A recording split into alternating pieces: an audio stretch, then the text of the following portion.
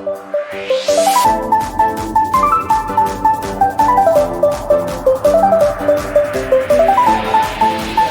kami panjatkan kepadamu ya Bapa, oleh karena kemurahan, kebaikan Tuhan yang kami terima, oleh karena firman Tuhan yang hidup, yang memelihara hidup kami.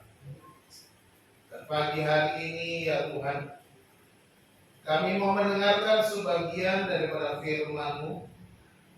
Kami mohon Roh-Mu yang kudus ya Tuhan menerangi hati kami, memberikan kepada kami hikmat dan pengertian supaya kami dapat mengerti kebenaran dan firman Tuhan yang kami baca, yang kami renungkan.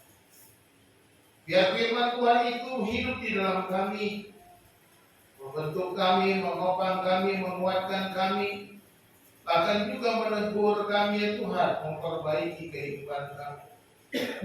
Terima kasih Bapa di dalam surga, berbicaralah kepada kami siap mendengar. Di dalam nama Tuhan Yesus kami sudah berdoa. Amin. Amin. Salam. Shalom.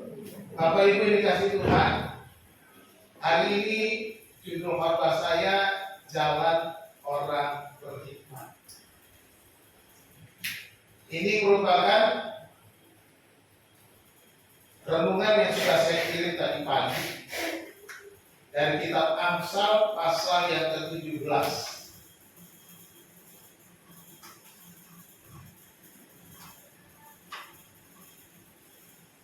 Ayat 8 sampai ayat yang ke-10. Kalau Bapak Ibu menyimak setiap hari, saya mengirimkan renungan satu ayat satu hari, dan hari ini adalah ayat ke-8 sampai ayat yang ke-10. Sekaligus saya buatkan khotbah untuk kita dengan judul Jalan Orang Berhikmat. Mari kita membaca bersama-sama Amsal 17 ayat 8 sampai 10 secara bersama dari 3 ayat ini. Kita mulai dari ayat 8. 2, 3. Hadiah suapan adalah seperti mestika di mata yang memberinya. Kemarin juga ia memalingkan muka, ia beruntung. Siapa menutupi pelanggaran, mengejar kasih. Tetapi siapa membangkit-bangkit perkara, menceraikan sahabat yang arif. Suatu harga lebih masuk pada orang berpengertian daripada 100 pukulan pada orang bebal. Puji Tuhan. Kiranya firman Tuhan ini menjadi bagian hidup kita agar kita berjalan dengan penuh hikmat dari Tuhan. Bapak Ibu yang dikasih Tuhan, kitab Amsal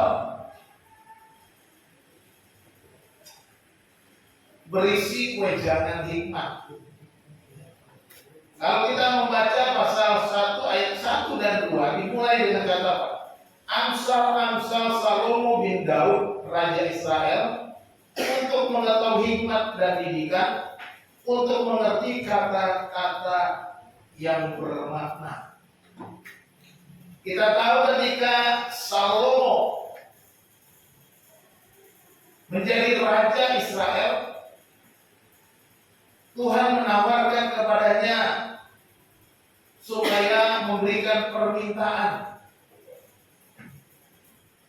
Apa yang kau minta, Salomo? Akan aku berikan. Salomo tidak meminta harta kekayaan,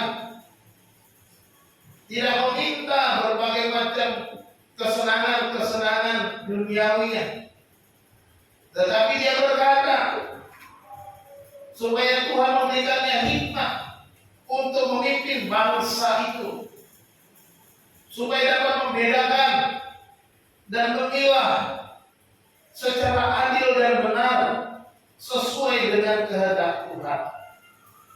Dan Salomo menjadi raja yang paling berhikmat, dan dia menuliskan kitab hikmat ini. Itu sebabnya dikatakan dia menuliskannya untuk mengetahui hikmat dan didikan, untuk mengerti kata-kata yang bermakna. makna. Jadi kitab Amsal ini berisi tentang hikmat dari Tuhan. Di dalam ayat yang ke-7 juga dikatakan, tekun akan Tuhan adalah permulaan pengetahuan, tetapi orang bodoh menghina hikmat dan didikan. Orang berhikmat selalu dikontraskan dengan orang yang bebal atau orang yang bodoh oleh penulis Amsal ini. Orang yang berhikmat, dia takut akan Tuhan. Tetapi orang bodoh, dikatakan, menghina hikmat dan didikan. Selanjutnya pasal 9 ayat 10 dikatakan permulaan hikmat adalah takut akan Tuhan dan mengenal yang Maha Kudus adalah pengertian. Di dalam tujuan Amsal ini, dia mau supaya setiap orang yang membaca, setiap membaca memperoleh hikmat, memperoleh pengetahuan yang benar dengan takut akan Tuhan, dengan pengenalan akan Allah yang benar. Ketika kita mengenal Allah dengan benar, maka kita akan memperoleh hikmat, memperoleh pengertian, supaya kita hidup berkenan kepada Tuhan. Saudara-saudara yang dikasihi Tuhan, bagaimanakah sesungguhnya jalan orang yang berhikmat itu? Kita akan bersama-sama belajar. Yang pertama, bahwa yang harus dilakukan dalam ayat yang ke-8 dikatakan menjauhi bahaya suap. Menjauhi apa? Suap. Dikatakan di dalam ayat yang ke-8, hadiah suapan adalah seperti mestika. Mestika itu batu permata. Ya. Di mata yang memberinya, kemana juga ia memalingkan muka, ia beruntung. Suap itu begitu menarik, begitu punya daya pikat seperti batu permata. Di dalam terjemahan bahasa Inggris di sini, American Standard Version, versi American Standard Amerika, disebut a bride is a precious stone of him that had it. Ya, jadi hadiah atau suapan itu seperti batu yang indah, batu yang berkilau, batu yang berharga bagi dia yang mempunyainya. Jadi kalau orang punya batu berubah, ini berharga. Kemana saja berbalik berputar with whoever return it's prosper. Demikian juga kalau ada King James Version juga hampir sama terjemahannya. Saya mau katakan di sini sudah kita lebih bahwa kalau kita memastikan nggak ngerti ya, makanya di precious stone, batu permata, batu yang indah, batu berharga. Itu suapan itu. Suap itu begitu punya daya tarik, punya daya kuasa, punya kekuatan. Kemana dia pergi katanya, dia beruntung katanya. Seolah-olah ini menjadikan sesuatu yang hebat, luar biasa. Tetapi saudara dikasih Tuhan, hati-hati. Suap memang menarik, suap memang punya kekuatan yang hebat.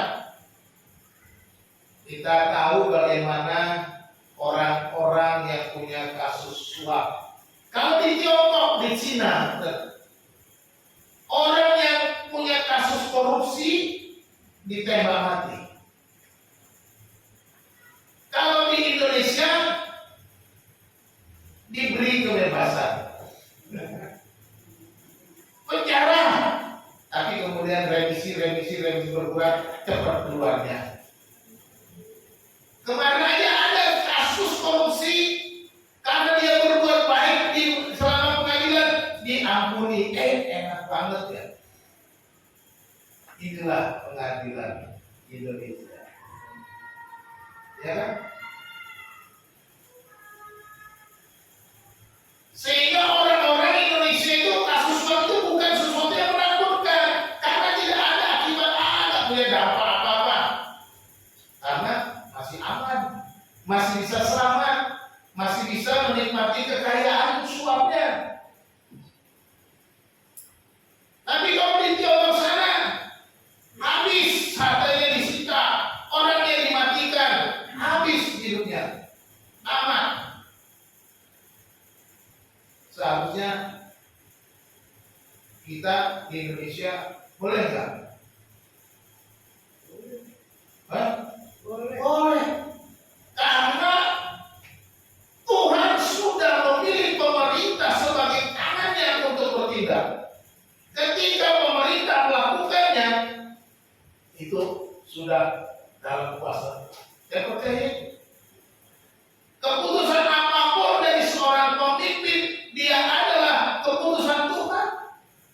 Karena dia sudah dipilih oleh Tuhan. Karena semua pemimpin berasal dari Tuhan, sekalipun dia egois. Tuhan mengizinkan pemimpin-pemimpin terpilih supaya menjalankan keadilan. Ada pemimpin yang tidak menjalankan keadilan, ya kita menerima itu karena itulah hukum yang sudah dilakukan. Tetapi saudara dikasihi Tuhan, kita melihat di sini kekayaan itu menjadikan kita lebih dihormati. Dulu ada namanya si Gayus Abunan.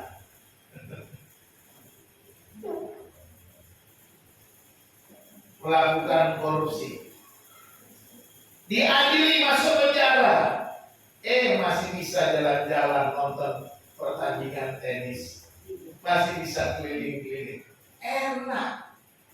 Bagaimana orang mau bertobat kalau diberikan kenyamanan, keenakan seperti itu? Inilah. Dia punya uang, dia punya kuasa, dia dihormati. Sekalipun dia sudah divonis sebagai seorang narapidana korupsi, masih tetap dihormati. Nah ini yang terjadi, ini bahayanya. Inilah tipu muslihat iblis. Maka kan menjauhi bahaya suap. Kekayaan itu menjadi lebih berharga. Ya. Berharga sekali kekayaan itu. Siapa yang nggak punya, nggak mau kaya? Ada pepatah berkata, di mana ada gula, di situ ada semut. Kekayaan itu seperti gula. Orang-orang mau datang, mau dekat, semuanya mau dekat, mau mencicipi gula yang manis. Ini saya perhatikan di dunia kita ini, semuanya di segala lapisan, di masyarakat masih menentukan kedudukan seorang berdasarkan status kekayaannya. Orang yang punya uang banyak, dia akan duduk di tempat yang bagus, di tempat terhormat, di pesta-pesta dimanapun. Dia orang kaya, nanti dia akan di tempat yang baik. Kenapa? Dia berharap nanti uangnya bisa saya korotin, kan gitu. Tapi orang yang miskin ya di belakang-belakang aja, nggak ada sumbangannya. Ya, jadi kekayaan itu membuat kita menjadi merasa. Kekayaan menjadikan kita lebih berkuasa. Ya. Kita seolah bisa membeli apa saja dengan kekayaan kita, seperti kata-kata si Gayus Abunan tadi. Ya. Sama harga dengan saya. Bukan cuma semarga, setelah saya selidiki ternyata dia pakai lagi juga.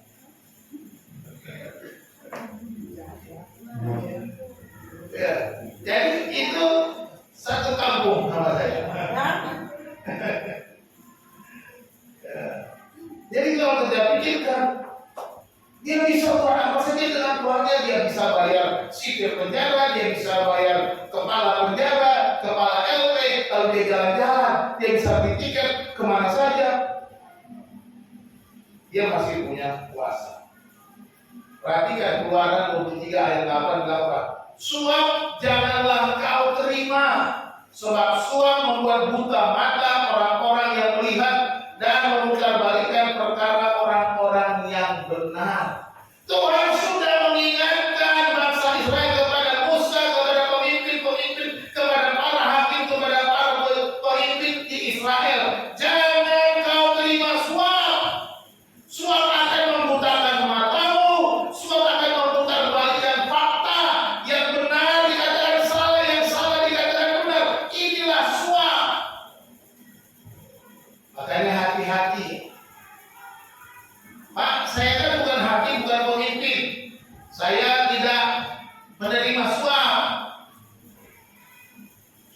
jangan nyuap kalau gitu.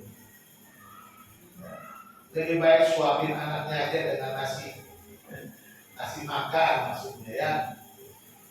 Bukan masuk untuk hal-hal yang berat. Jadi kalau orang yang menerima suap ingat ke bawah berbahaya, dia menjadi buta mata, buta hati. Dia memutarbalikkan fakta, memutarbalikkan kebenaran. Inilah bahaya suap. Dia seperti batu permata yang bernilai berharga, teman kemana saja dia memalingkan muka katanya, dia nyaman, dia beruntung.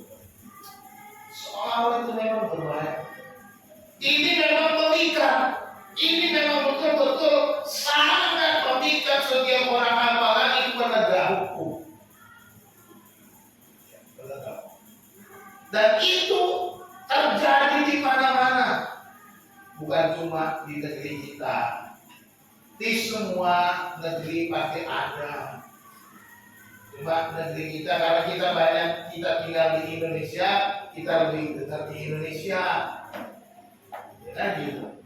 Jadi kita harus menjaga supaya jangan menerima suap. Apalagi pendeta. Ya kan? Pendeta jangan menerima suap. Kalau pendeta menerima suap, nanti dia tidak akan memimpin dengan bijaksana, dengan penuh hikmat. Orang yang menerima suap, dia tidak akan mempunyai hikmat yang benar. Itu sebabnya diberi ada bahaya, alarm bahaya. Jangan menerima suap. Karena apa? Kalau engkau menerima suap, engkau tidak akan memakai hikmat Tuhan lagi. Makai akal bulus, makai pikiran sendiri, makai akal-akal supaya menyenangkan orang yang memberi suap. Ini yang harus dijaga. Orang yang berhikmat itu menjauhi suap. Juga dikatakan di dalam Pengkhotbah pasal 7 ayat 7, sungguh pemerasan, pembodohan orang berhikmat dan uang suap merusakkan hati. Pengkhotbah ini juga ditulis oleh Salomo. Kitab Pengkhotbah ditulis oleh Salomo. Dia juga berkata, uang suap merusakkan hatimu. Ketika engkau menerima suap, hatimu sudah rusak, hatimu dikacaukan, hatimu menjadi bejat, hatimu menjadi tidak takut akan Tuhan lagi. Itu orang yang menerima. Hati-hati. Orang yang berjalan dengan hikmat Tuhan, dia menjauhi suap, menjauhi sogokan. Bahasa kerennya itu rasuah. Rasuah. Pernah benar gak rasuah itu? Kalau namanya rasuah sama dengan korupsi, sama dengan suap. Jadi KPK, Komisi Pemberantas Korupsi itu Komisi Pemberantas Rasuah. Jadi ingat ini, menjauhi bahaya suap. Itu yang pertama. Orang yang berjalan dengan hikmat jauhi suap. Yang kedua, orang yang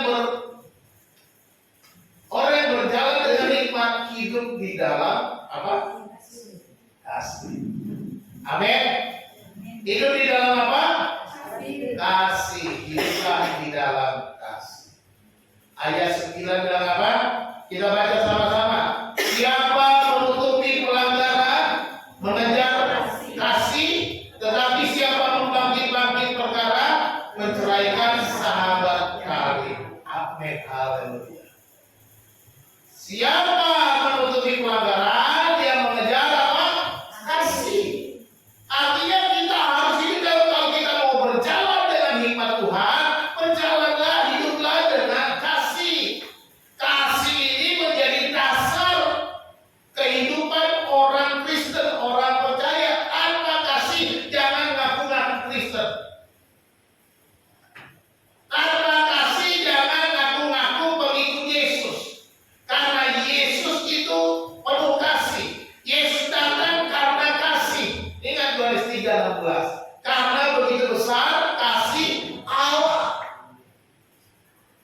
Isi dari seluruh kitab suci intinya adalah kasih dari Bapa kepada kita. Kasih. Jadi kalau kita tidak punya kasih, jangan mengaku-ngaku orang Kristen begini. Pak, saya kan punya kasih, tapi ingat jangan itu. Siapa membagi-bagi perkara menceraikan sahabat kami? Artinya sebaliknya apa? Orang yang membagi-bagikan perkara, mengungkit-ungkit masa lalu, mencari perkara-perkara, itu tidak punya kasih. Itu ya.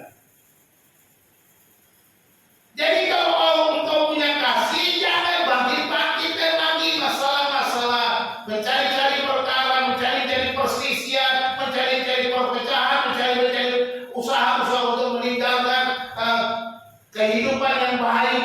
Ini siapa begitu pelanggaran mengajar kasih, tapi siapa mungkin bagi perkara menceraikan sahabat. Jadi di sini menurut Afsa mengingatkan supaya kita hidup dalam kasih. Ada satu terjemahan Alkitab, itu ILT versi yang ketiga. ILT itu singkatan Indonesia Literal Translation, ya. Diterjemahkan begini: siapa yang menutupi pelanggaran mencari kasih, tetapi siapa membagi-bagikan perkara memisahkan sahabat. Itu terjemahan ILT. Jadi ingat baik-baik, jangan cari-cari perkara, membagi-bagikan perkara. Jangan engkau memisahkan sahabat kita. Artinya memunculkan perpecahan, perselisihan, mencari-cari perkara supaya pecah, memecah, menceraikan sahabat yang kali, memisahkan sahabat.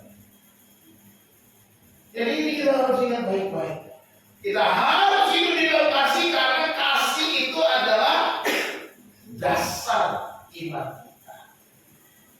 Artinya berkata Allah adalah kasih.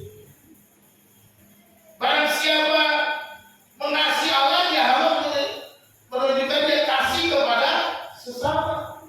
Berarti satu hukum terutama, kasihlah Tuhan Allahmu dengan segenap hatimu, dengan segenap kekuatanmu, dan dengan segenap akal budimu. Dan yang sama dengan itu adalah kasihlah sesamamu manusia. Intinya cuma di situ, kasih. Jadi kita harus hidup di dalam kasih. 1 Korintus 14 ayat 1 bilang apa? Kejarlah kasih dan usahakanlah dirimu memperoleh karunia-karunia Roh, terutama karunia untuk bernubuat. Jadi kasih ini harus dikejar. 1 Korintus pasal 12 bicara tentang karunia Roh. Pasal 13 dia bicara tentang apa? Kasih. Kasih itu sabar, kasih itu murah hati, dan seterusnya. Lalu pasal 14 sudah dia mengajarkan tentang kasih, satu pasal penuh itu. Pasal 14 ayat 1 dibilang, kejarlah kasih itu daripada karunia-karunia. Ada banyak karunia, tapi harus kita kasih. Orang boleh memperoleh karunia Tuhan, tapi yang paling utama karunia nubuat. Saya mau tekankan di sini, yang diperintahkan dikejar itu apa? Kasih. Karena karunia tidak perlu dikejar. Karunia itu hanya perlu dilakukan, diterapkan. Ya. Karena apa? Karunia namanya juga karunia. Karunia itu artinya apa? Pemberian, gift. Karunia rohani artinya Tuhan memberikan kita karunia rohani, kemampuan rohani untuk melayani Dia. Itu pemberian, gift, spiritual gift. Bahasa Indonesia karunia rohani. Atau bagaimana saudaranya pemberian rohani. Jadi kita sudah punya talenta-talenta, karunia diberikan kepada kita, sudah diberikan untuk melayani Dia. Tapi yang harus dikejar apa? Kasih. Kasih itu action.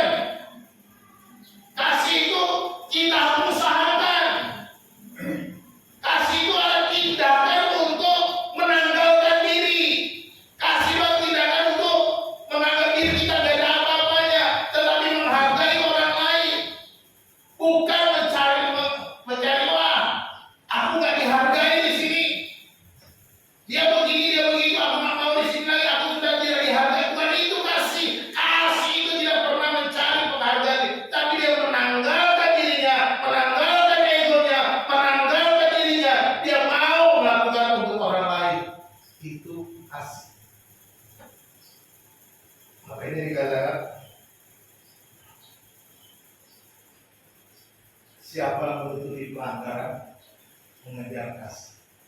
Artinya apa? Mengampuni. Itu yang paling utama.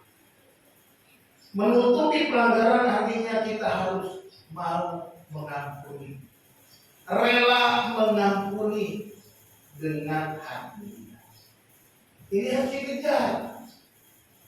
Karena apa? Karena seringkali mengampuni bertentangan dengan kedagingan kita. Kita bilang, kok saya yang mengampuni, bukankah dia yang menyakiti saya? Kok saya yang mengampuni, bukankah dia yang salah duluan? Ini yang sering terjadi dengan diri setiap orang. Oleh sebab itu dikatakan firman, kejar, usahakan, kamu lakukan. Jangan mau kalah dengan kedagingan, jangan mau kalah dengan keduniawian, jangan mau kalah dengan tipu muslihat iblis, jangan mau kalah. Kejar itu, peroleh itu, kasih itu. Ini yang Tuhan mau. Jadi kejarlah orang yang mengejar kasih itu apa? Dia mengampuni, menutupi pelanggaran, bukan membangkit-bangkit. Oh, dulu dia begitu. Nggak ada gunanya. Jelas kasih itu menutupi pelanggaran. Di dalam 1 Petrus ayat 4 pasal 4 ayat 8. Tetapi yang terutama kasihlah sungguh-sungguh seorang akan yang lain, sebab kasih menutupi banyak sekali apa? Dosa. Kasih menutupi banyak sekali dosa. Ini yang kita ingat. Kalau tidak mengasihi seseorang, jangan mengingat-ingat dosanya. Kalau kita mengasihi seseorang, jangan mengingat-ingat pelanggarannya, membangkit-bangkitkan pelanggarannya, lupakan. Sudah lunas, dibayar oleh Yesus. Seperti Yesus membayarkan kesalahan itu, demikian aku juga melunasi. Yesus membayar kesalahannya terhadap. Harus itu kita lakukan. Jadi kita harus hidup dalam kasih, karena kasih menutupi banyak sekali dosa. Kalau kita bangkit-bangkitkan perkara, mencari-cari persoalan, itu sama dengan kita membuat perbedaan, memisahkan sahabat tadi. Sudah menjadi sahabat dekat, akhirnya berpisah. Kenapa? Karena suka membangkit-bangkit. Saya nggak bisa, saya nggak terima, saya nggak mau. Dia yang nyakitin saya, dia yang begini begitu. Akhirnya hati-hati. Periksa diri. Kalau masih bisa berkata begitu, nah, tanda-tanya besar. Adakah kasih di hatimu? Adakah kasih Allah itu di hatimu? Kalau masih bertanya terus, masih protes terus, masih mengingat-ingat kesalahan, berarti kasih itu tidak ada. Yang ada adalah egomu, kedaginganmu. Ini yang ada. Ingin dihargai, ingin diangkat, ingin dimuliakan. Cari apa? Di dunia ini kalau kita mau cari yang itu, memang kita akan mudah sakit hati. Percaya. Kalau kita mau cari hormat, kita pasti mudah sakit hati. Suami istri juga begitu. Suaminya minta hormat terus, pasti gampang sakit hati ketika istrinya tidak mau. Istrinya juga begitu, bisa sakit hati ketika suaminya nggak peduli, kok aku nggak diperhatikan, karena minta hormat. Jadi tidak perlu, suami istri juga tidak perlu membangkit-bangkit, mengungkit-ungkit perkara masa lalu. Melupakan, mengampuni, mengasihi, itu namanya baru kasih. Jadi ini Alkitab mengajarkan bahwa perpecahan karena tidak memiliki kasih, suka mengungkit-ungkit kesalahan orang lain. Jangan pernah berlipat, jauhi suap. Jalan orang berhikmat miliki kasih hidup di dalam kasih. Jalan orang berhikmat belajar dari kesalahan. Ya. Belajar dari kesalahan. Ayat 10. Suatu habitat lebih masuk pada orang berpengertian daripada 100 pukulan pada orang bebal. Orang yang berhikmat dia belajar dari kesalahan-kesalahannya. Orang yang berhikmat dia belajar dari kegagalan-kegagalannya. Maka ketika di hari satu kali saja dia sudah belajar. Dia memperbaiki diri. Beda dengan orang bebal, beda dengan orang bodoh. Dipukulin 100 kali, tidak berubah-berubah. Dilakukan apa saja, orang bebal masih bebal, masih bodoh, masih tidak berubah. Itu orang bebal. Orang percaya harus terus belajar dari kesalahan. Ketika kita dihajar, ketika kita dihardik, ketika kita menerima satu pukulan yang memukul kita lewat keadaan kita belajar, kita pakai hikmat. Aku keliru, aku salah. Jangan orang beriman selalu belajar dari kesalahannya. Dia tidak membiarkan dirinya terus hidup dalam kesalahan.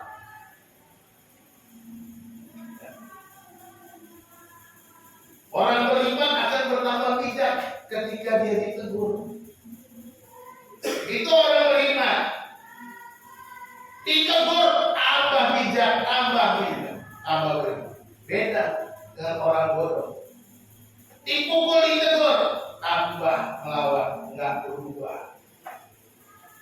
Jadi orang yang berbijak, orang yang beriman itu berterima kasih kalau mendapat teguran. Kalau kita dengar firman Tuhan, kita mendengar Tuhan mendengar firman Tuhan menegur, kita berterima kasih. Tuhan, terima kasih hari ini saya mendapat teguran.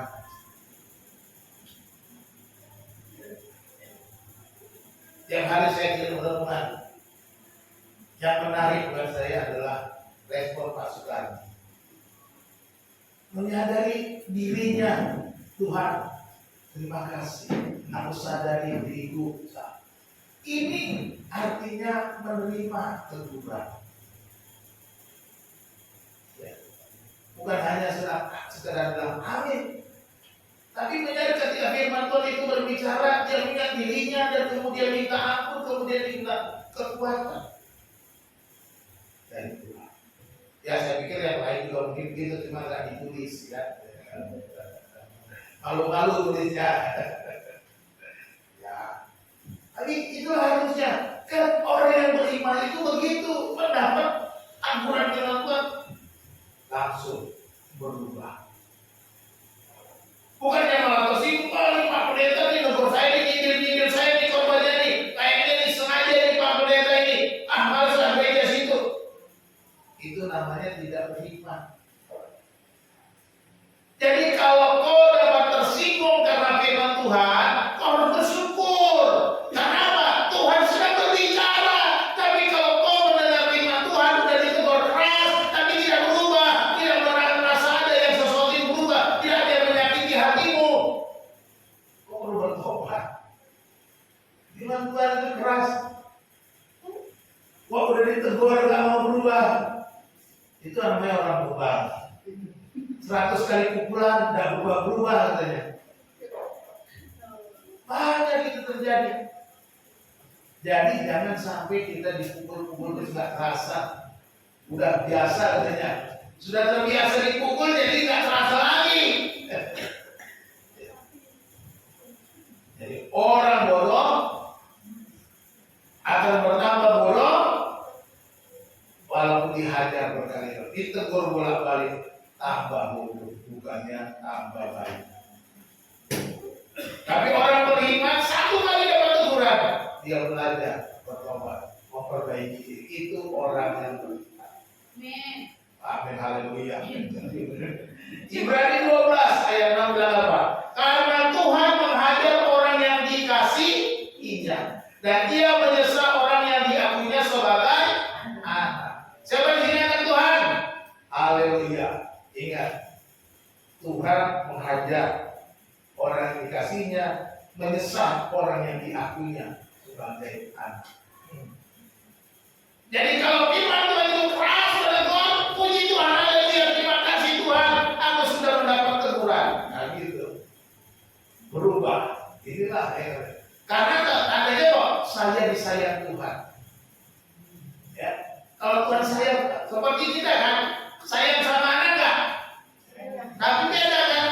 Kalau di bisnis itu, di bisnis kota, kalau kita lagi yang sayang anak, suruh beli apa? Di jualannya orang.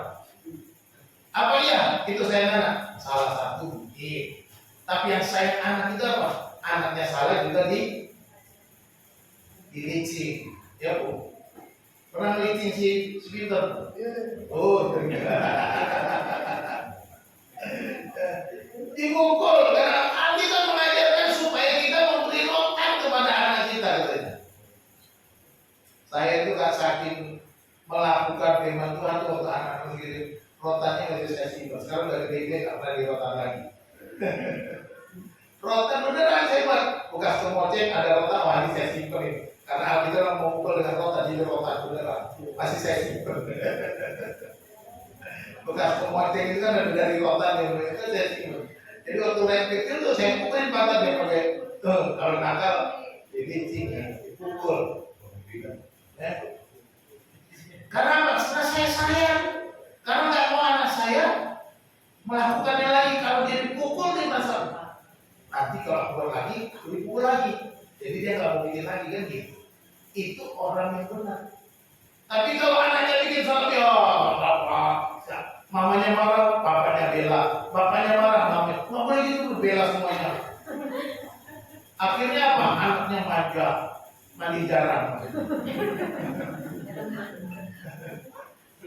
Manja anaknya. Dikit-dikit kalau bapaknya marah lagi ke bapak. Kalau mamanya bapak. Wah. Repot kalau udah kayak gitu. Bapak dan ibu harus satu kata, sehati. Tidak boleh beda-beda. Kalau bapaknya lagi disiplin anaknya, mamanya juga nanti. Biar ganti. Kalau dia mau ya kamu kan yang salah. Harus gitu mamanya. Ya, jadi jangan sampai dibela-belain. Ya. Jadi kalau anak yang salah dihajar, dikatakan Tuhan menghajar orang yang dikasihinya, menyesal orang yang diakuinya sebagai anak. Jadi kalau kita dipukul sama Tuhan, ya tandanya Tuhan sayang. Kita anaknya. Kalau kita dibiarkan aja, berarti kita bukan anak Tuhan. Ya ingat aja, kok aku dibiarkan, jangan-jangan bukan anak Tuhan. Ya iya, Tuhan gak sayang sama kita kalau kita dibiarkan. Jadi kalau Tuhan memukul kita, ya karena dia sayang. Jadi harus kita ingat. Amsal 22 ayat 6. Inilah orang muda menurut jalan yang patut baginya, maka pada masa tuanya pun ia tidak akan menyimpang daripada jalan itu. Ya. Kita harus didik anak-anak kita supaya belajar dari kesalahan-kesalahan, belajar daripada kekeliruannya. Coba ingat, saya pernah baca satu artikel ketika seorang anak kecil dekat-dekat ibunya yang sedang masak. Jangan pegang panci panas. Tapi ketika dia bilang jangan pegang panci panas, dia nonton apa? Dia cobain, pegang tuh baca, teriak dia, aduh, kata panas. Sudah dibilang jangan pegang panci panas, tapi dia pegang. Tapi di situ dia belajar, oh benar, panas. Dan situ dia belajar, saya nggak mau pegang panci lagi kalau di atas kompor. Kan gitu ya. Kita belajar. Tidak mungkin kita udah pegang panci panas, kita pegang lagi. Besok kita pegang lagi. Ngangkat panci yang panas, langsung jagoan. Pegangan langsung lepas tumpah semua. Kita belajar dari situasi-situasi. Ya. belajar dari kesalahan-kesalahan kita. Didiklah orang muda menurut jalan yang patut baginya. Mari kita didik anak-anak kita dengan jalan yang benar, agar mereka bisa hidup benar, tidak menyimpang dari jalan yang kita ajarkan. Apa sih warisan yang paling berharga yang kita bisa tinggalkan sama anak-anak kita? Harta kekayaan? Itu tidak apa, dagangan. Harta bisa habis dalam sekejap. Tetapi yang perlu kita ajarkan apa? Kebenaran, nilai-nilai yang benar. Itu yang harus kita wariskan kepada pengajaran. Didiklah orang muda menurut jalan yang patut. Ini warisan. Termasuk kita mengajar, masukkan dia ke sekolah, itu warisan bagi dia kan. Mendidik dia, disekolahkan supaya jadi benar. Jadi mari kita belajar dari kesalahan. Kalau kita mau berjalan orang yang beriman, kita harus belajar dari kesalahan. Kesimpulan, kita akan menyimpulkan apa sih yang kita pelajari hari ini. Yang pertama, kita belajar hikmat memberikan pengertian yang benar akan pilihan dan perbuatan yang benar. Dengan hikmat kita akan belajar mendapatkan pengertian yang benar akan pilihan-pilihan atau perbuatan-perbuatan yang benar yang akan kita lakukan. Jadi kejarlah hikmat itu, terimalah hikmat itu, pakailah hikmat itu dengan menjauhi suap, mengejar kasih, dan selalu belajar dari kesalahan-kesalahan. Yang kedua, hikmat menjauhkan seseorang dari dosa yang membelenggunya. Nah, dengan hikmat kita akan menjauhi dosa, karena orang beriman adalah orang yang takut akan Tuhan. Pasti jauhi dosa. Kalau dia maunya senangnya bikin dosa, kalau senangnya hidup dan gaul dengan dosa, berarti dia tidak hidup dengan hikmat karena tidak takut akan Tuhan. Yang ketiga, kita belajar hikmat memberikan pengajaran saat terjadi kesalahan dan teguran. Hikmat mengajarkan kita belajar dari kesalahan dan teguran-teguran. Yang keempat, kita orang beriman selalu mengutamakan kasih di atas segala-galanya. Ini orang yang beriman. Ada kasih. Kalau nggak ada kasih, bukan orang jalan orang beriman. Sebagai penutup, jalan orang beriman. Apa saja? Ada 3. 1, menjauhi bahaya suap. Jangan lagi mau disuap ya. Suap itu apa? Suap adalah sumur yang dalam untuk menghancurkan Anda, akan mematikan kita. Saya gambarkan sebagai sumur yang dalam, di mana saudara tidak bisa menghindar lagi. Yang kedua, jalan orang beriman hidup di dalam kasih. Kasih adalah karya dan karakter Allah yang harus diteladani. Kasih itu karakter Allah, karya Allah. Tidak ada yang kita harus teladani sebagai orang percaya, sebagai orang Kristen. Yang ketiga, belajar dari kesalahan, menerima teguran. Setiap kesalahan adalah pelajaran berharga untuk bangkit kembali. Kalau kita jatuh, jangan lupa bangkit. Kalau saudara sudah tidak bisa bangkit, saudara perlu ke dokter. Mungkin saudara stroke. Ya udah jatuh, tidak bisa bangkit lagi, berarti saudara stroke, panggil dokter aja. Maksud saya itu apa? Kita harus belajar dari kesalahan kita.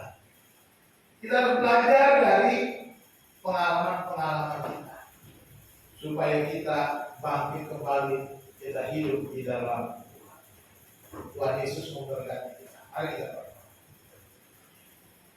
Segala puji dan syukur kami pada panjatkan kepada-Mu ya Tuhan atas kasih setiamu, pertolongan-Mu dalam hidup kami. Kami mengucap syukur untuk firman Tuhan yang sudah kami dengar. Kami percaya Engkau Tuhan memeteraikannya di hati kami.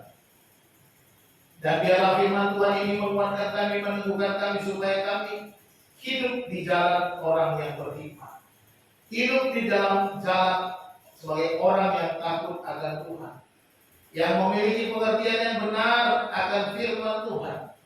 Dan yang pengenalan akan Allah yang sesungguhnya. Sehingga kami boleh berjalan dengan kemenangan. Bapa di dalam surga, terima kasih untuk firman Tuhan yang mengingatkan kami. Supaya kami menjauhi suap. Supaya kami hidup di dalam kasih. Dan supaya Tuhan belajar dari setiap kesalahan-kesalahan yang kami perbuat. Sehingga ketika ada teguran, kami boleh menerima teguran dan berubah. Terima kasih Bapa di dalam surga. Hamba-Mu selesai menyampaikan firman Tuhan. Roh Kudus biarlah Engkau berbicara kepada kami, mengingatkan kami tiap-tiap hari supaya kami hidup di jalan orang yang berhikmat. Hidup di jalan orang yang takut akan Tuhan. Terima kasih Tuhan. Dengarlah doa kami ya Bapa, yang kami naikkan dalam nama Yesus Tuhan dan Juru Selamat kami. Haleluya. Amin.